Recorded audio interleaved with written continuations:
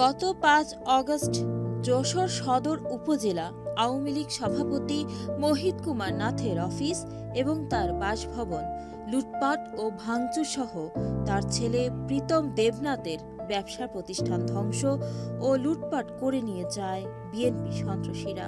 থানায় লুটপাট ও ভাঙচুরের মামলা করতে গেলে পুলিশ মামলা নেয়নি। এইসব নিরপরাধ মানুষের উপর অত্যাচার বন্ধ হবে কবে? অতি দ্রুত চিহ্নিত আসামিদের আইনের আওতায় আনার জোর দাবি জানাচ্ছি।